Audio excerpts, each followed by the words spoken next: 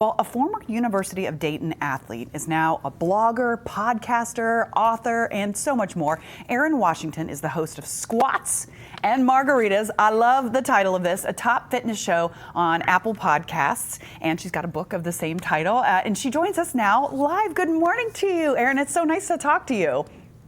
Good morning. Thank you so much for having me. Well, I'm really particularly interested in this topic because other than the athlete part, I also am somebody that has struggled with eating disorders and depression throughout my life. So I really need to check out your blog and your podcast and the book as well. But I would like you to tell us a little bit about your history and your struggle with depression and eating disorders and how you finally found balance in your life. Well, first, thank you for sharing that, because I think a lot of women struggle as well, but nobody says it out loud. Yeah. And when people like you and I say it out loud, it makes it okay to share it. You don't feel alone anymore.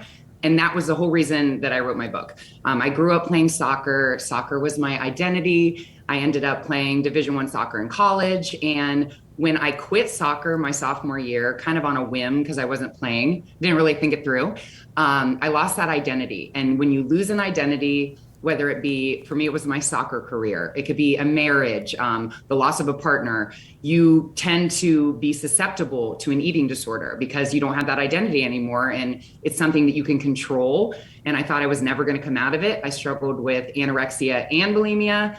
And I finally got everything together at 37 after having 2 kids. So I wrote the book to the woman who feels like it's too late. It's not too late. You're not too old. You can change your life at any point. That is amazing, especially after having 2 kids to have accomplished that. What are some of the things that work for you that you talk about in your book and on your podcast? I know you say things like calorie restriction and that type of thing. Cardio failed for you, but what worked? Yes, cardio and calorie restriction failed. And I feel like that's what we're told as women. Right. Watch your calories, do your cardio 7 days a week. My body changed when I started lifting heavier and eating all the time, which someone that was bulimic at one point, throwing up my food, for someone to say, oh, eat more and then you'll be able to lose weight. But it works. It turns back on your metabolism.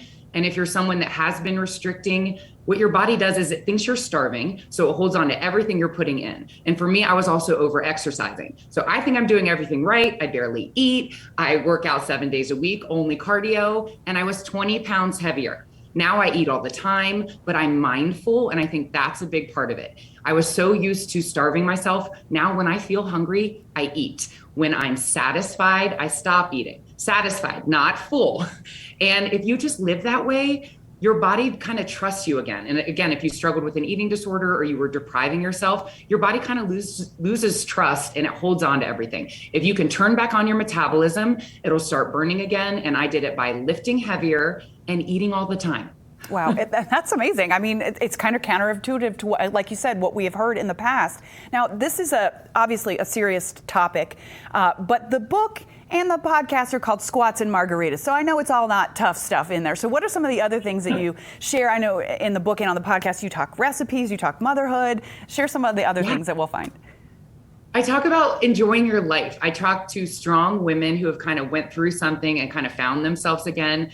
And Squats and Margaritas is balance. You have to have that thing that you love every day. And for me, it's a margarita. Yeah. But if I know I can have a margarita, like, I'm happy. I just lived so long feeling deprived and I was heavier. And there's a part to that, like when you're not happy and you're not living a balanced lifestyle, your body produces cortisol, which makes you hold on to fat. So when I was living in that stress, like I'd go on vacation and be like, is there a gym? I'd set an alarm to make sure I got a run in. I'd always look at menus before I went to restaurants. When I just started living with balance, not restricting anymore, having something that I love every day, it's sustainable. Like, why would you want to quit when you get a margarita every day or you get whatever your indulgence is? So I work out, that's the squats part, but maybe 3-4 times a week, not 7.